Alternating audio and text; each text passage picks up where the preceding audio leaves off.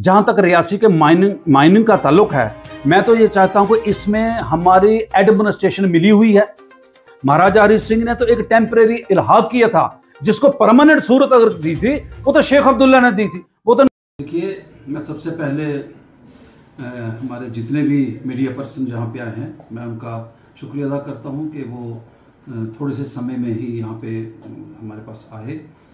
तो आज का जो प्रेस कॉन्फ्रेंस करने का हमारा मकसद ये था कि इस वक्त जो मौजूदा हालात बने हुए हैं हमारे ज़िला रियासी के अंदर, और जैसे बरसात के दिनों में बहुत सारा नुकसान जो है वो लोगों का हुआ है, और हमारी रेलवे कंपनी जो रेलवे का जो काम लगा हुआ है उसको लेकर के है, और माइनिंग को लेकर के है। तलवाड़ा के अंदर जो हमारी अभी पस्सी आई वहाँ पर, तो वो हमारे माइग्रेट लोग जो हैं, गरीब लोग जो हैं, ये उन्हें बहुत बड़ा नुकसान हुआ है। और इन सारी चीज़ों को लेकर के आज की हमने जो प्रेस कॉन्फ्रेंस यहाँ पे बुलाई है, इसलिए आपको तकलीफ दी थी। अच्छा, एक बात बताइए, तलवाड़ा के विस्थापित का जो घालमेल जो चल रहा है, कहीं ना कहीं ये बेलगाम हो चुका है, इसको लेकर जिला प्रशासन मानते कि नहीं? देखिए, एक बात मैं आपसे ये साफ कहना चाहता हूँ, जहां तक रियासी के माइनिंग का ताल्लुक है, मैं तो ये चाहता हूं कि इसमें हमारी एडमिनिस्ट्रेशन मिली हुई है, और अब उनसे मिल करके करोड़ों रुपए का गफला हो रहा है। और माइनिंग जो है दिन दिहाड़े, मैं ये समझता हूं कि एक हमारे सामने जहां डीसी ऑफिस है, डीसी ऑफिस के आगे जो अंजी नाला है, उसके मुंह के आगे अंजी नाला है, ये जुलाई अगस्त और सितंबर 3 महीने तो बरसात के दिनों में ये माइनिंग बंद होती है, लेकिन वहां पर बिल्कुल माइनिंग बंद नहीं है, और वहां से दिन दहाड़े और डंके की चोट पे माइनिंग हो रही है। और मैं ये समझता हूं कि साथ में ही पुलिस का नाका है, तो क्या किसी को नजर नहीं आ रहा है कि वहां पे माइनिंग हो रही है? क्या लोग चिल्ला रहे हैं, मीडिया में, अखबारों में, हर जगह लोग छोर उठा रहे हैं, तो लेकिन फिर भी माइनिंग हो रही है। और मैं ये कहता हूं ये बड़ी गलत बात है। ये सरकार को जो चूना लगाया जा रहा है, इसमें एडमिनिस्ट्रेशन के लोग शामिल हैं, मिले हुए हैं। अगर एडमिनिस्ट्रेशन चाहे तो एक भी ट्राली, टिप्पर या कोई भी एक भी गाड़ी माइनिंग की वहां से नहीं निकल सकती है। ये सब मिलजुल कर बंदर बांट जो हो रही है, और करोड़ों रुपए का वहां पर हेरा फेरी जो है वो सुना कहा जा रहा है कि आने वाले जल्द ही यहाँ पे चुनाव होंगे। चुनाव को लेके हाल ही में जो घोषणा की गई है सीईओ द्वारा, मतलब मुख्य चुनाव अधिकारी द्वारा, कि बाहरी जो लोग हैं यहाँ पे वोट डाल सकेंगे, माना जा सकता है कि ये इशारा करना कि केंद्र की जो सरकार है भारतीय जनता पार्टी, उसकी तरफ से। दूसरा जो देखिए, मैं आपको एक बात बताना चाहता हूं कि अभी जो फैसला आया था, अभी हमारे जम्मू कश्मीर के जो सीईओ इलेक्शन इंचार्ज जो अफसर थे, उन्होंने जब एक प्रेस कॉन्फ्रेंस में ये कहा कि बाहर के लोग जो यहाँ पर आकर मजदूरी कर रहे हैं या कोई सर्विस करते हैं या पढ़ते हैं, वो यहाँ पर अपना वोट बना सकते हैं, वो यहाँ पर वोट डालेंगे। मैं ये समझता हूं कि जम्मू कश्मीर की जो जनता है वो नहीं चाहती है ये बात। जम्मू कश्मीर के रूलिंग पार्टी जो है, रूलिंग पार्टी के जो लोग जिन्होंने इलेक्शन लड़नी है, ये उनका हथकंडा है। वो चाहते हैं कि बाहर के लोगों को आकर के यहां पर उनके वोट बनाएं ताकि वो एमएलए बन जाएं। जम्मू कश्मीर के लोगों को इस बात का बहुत बड़ा नुकसान है।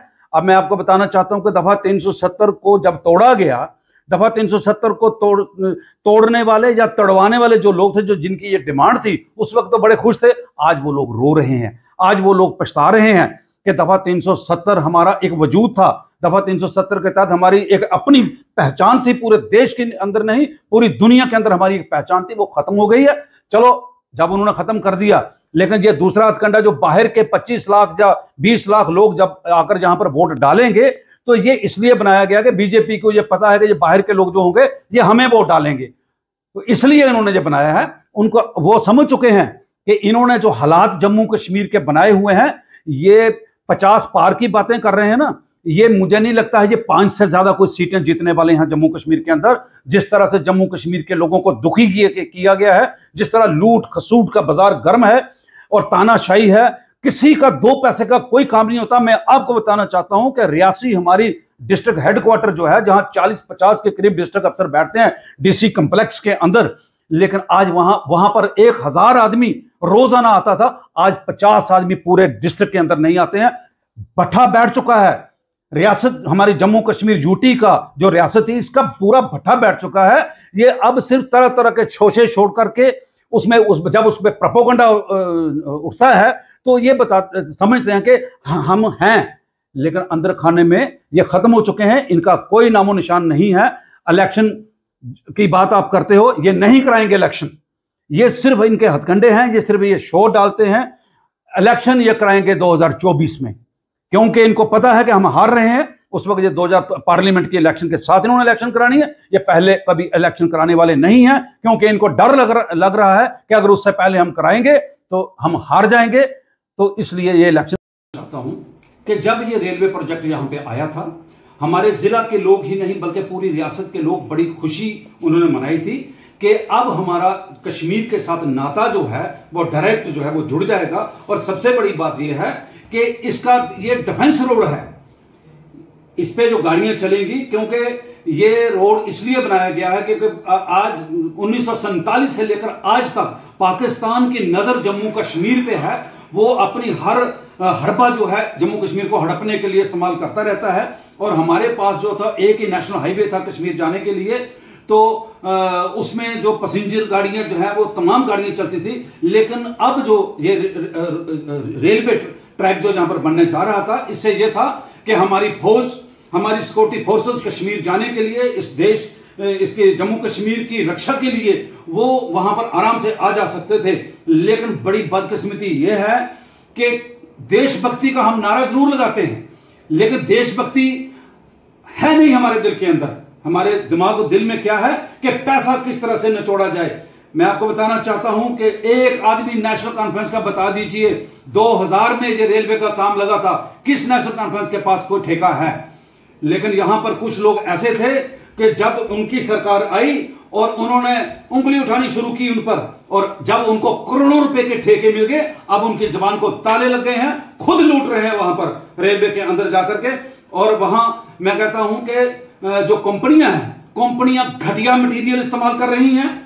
कंपनियां जो है वो वहां पर इस देश को, इस कौम के सरमाए को लूट रही हैं। और कुछ लोग लोकल, कुछ ऐसे लोग हैं जो मैं कहता हूं कि किसी रूलिंग पार्टी के साथ ताल्लुक रखने वाले जो लोग हैं वो मिल चुके हैं उनके साथ, और खूब अच्छे तरीके से सरमाए को लूटा जा रहा है। और कंपनियां अगर वहां पर काम करने वाले जो मुलाजिम जो उनके होते हैं, हमारे प्राइवेट लोग जो होते हैं, जब उनको निकाल दिया जाता है और उनको फाइनल नहीं करते, उनका जो ईपीएफ वगैरह जो है वो नहीं दे रहे हैं, वहां पर बीसीसीएल कंपनी एक जो है उसने इतनी धांधली मचा के वहां पर रखी हुई है। और जिस तरह की घटनाएं जो घटित हुई हैं, 370 का हटना, यूपी का बनना, जिस तरह की जो राजनीतिक हम परिस्थितियां कहीं आपको जो बनी हुई हैं, उसको लेके नेशनल कांग्रेस अपने को कमजोर क्यों समझ रही है? वो दूसरे पार्टी को सहारा क्यों ले रही है आने वाले चुनावों के लिए? क्यों उनके साथ हाथ मिलाने का कर रहे हैं? देखिए, नेशनल कॉन्फ्रेंस को किसी का साथ लेने की कोई जरूरत नहीं है, लेकिन जब एक माहौल बन गया है कि सबकी आवाज ही एक है, तो सबको इकट्ठे चलने में एतराज भी क्या हो सकता है? नेशनल कॉन्फ्रेंस एक तारीख है, एक तहरीक है।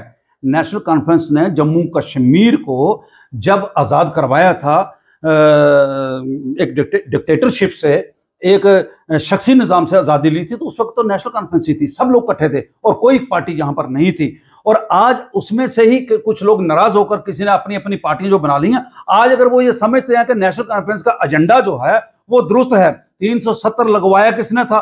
370 नेशनल कॉन्फ्रेंस ने लगवाया था। आज पीडीपी भी कहती है 370 होना चाहिए। आज अपनी पार्टी जो बनी है वो भी कहती है 370 होना चाहिए। आज जो कश्मीर की कम्युनिस्ट पार्टी वो भी कहती है 370 होना चाहिए।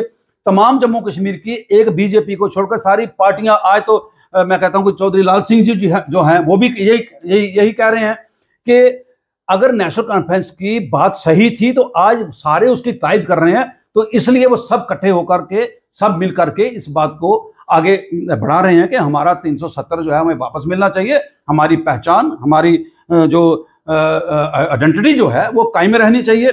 और ये आइडेंटिटी हमें भीख में नहीं मिली है, ये महाराजा हरि सिंह की देन है। ये रियासत जम्मू कश्मीर जो थी, ये महाराजा हरि सिंह की रियासत है, इसके टुकड़े टुकड़े कर दिए। मैं तो ये समझता था कि दफा 370 जब टूट गया तो मुझे ये लगता था कि महाराजा करण सिंह जो हैं वो कहेंगे कि ये मेरी रियासत है, मुझे वापस दे दो। क्योंकि जब 370 टूट गया तो फिर तो महाराजा हरि सिंह की रियासत को तो उनको वापस मिलनी चाहिए थी। लेकिन चलो, उस वक्त एक नेशनलिस्टी का सवाल था, मैं ये समझता हूं कि आज जम्मू कश्मीर के लोग अगर मिलकर के ये कहते हैं सारे कि हमारा 370 वो वापस मिलना चाहिए, जिसके लिए हम रवा दवा हैं, हमारी पार्टी की पॉलिसी है और हमारे साथ बाकी पार्टियां भी जो है वो तावन कर। देखिए 370 तो हमें पार्लियामेंट ने दिया था। जम्मू कश्मीर की सबसे पहली असेंबली जब वजूद में आई थी, उस असेंबली ने जब करारदाद पास की थी, फैसला किया था कि हम हिंदुस्तान के साथ रहेंगे, हम पाकिस्तान के उन फिरका प्रस्त पठानों के साथ नहीं रहना चाहते हैं, हम हिंदुस्तान के उस चमन में रहना चाहते हैं कि जिस चमन के अंदर रंग रंग के फूल हैं और तरह तरह की खुशबू है। और उसी करारदाद को हिंदुस्तान के पार्लियामेंट ने दफा 370 के तहत माना था, तब जाकर जम्मू कश्मीर हिंदुस्तान का अटूट अंग बना था। महाराजा हरि सिंह ने तो एक टेम्परेरी इल्हाक किया था, जिसको परमानेंट सूरत अगर दी थी वो तो शेख अब्दुल्ला ने दी थी, वो तो नेशनल कॉन्फ्रेंस ने दी थी।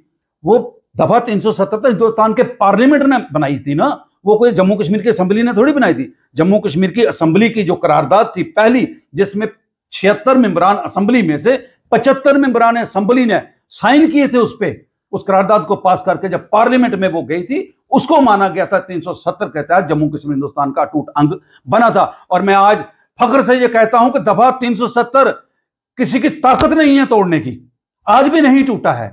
अगर दफा 370 को तोड़ दिया जाए तो जम्मू कश्मीर जो है वो आजाद हो जाता है, वो हिंदुस्तान का अटूट अंग नहीं रहता है।